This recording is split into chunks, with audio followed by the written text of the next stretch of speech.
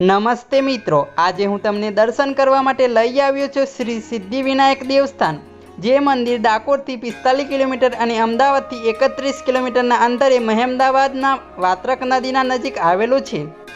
દૂરથી જોતાં જ આ મંદિર તમને ગણપતિ બાપ્પાના આકારમાં દેખાઈ જાય છે અને આવું મંદિર આખી દુનિયામાં એક જ છે. આ મંદિરનો શિલાન્યાસ થયો હતો 9 માર્ચ 2011 અને 5 ફેબ્રુઆરી 2014 અહીં ભવ્ય અભિષેક સાથે ખુલ્લું મુકાયું હતું. અહીં શ્રી સિદ્ધિવિનાયક મંદિર મુંબઈથી અખંડ જ્યોત લાવવામાં આવી હતી. આ આખા મંદિરનું બાંધકામ કરવામાં આવ્યું છે ઓસ્ટ્રિયન ફેરો ટેકનિકથી.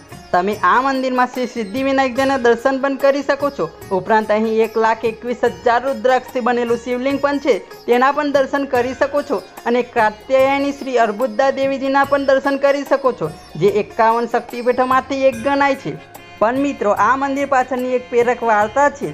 શ્રી નરેન્દ્રભાઈ પુરોહિતની માતા દહીબાના જીવનમાં ઘણી મુશ્કેલીઓ હતી, છતાં તેઓએ ગણપતિ પર અતૂટ શ્રદ્ધા હતી.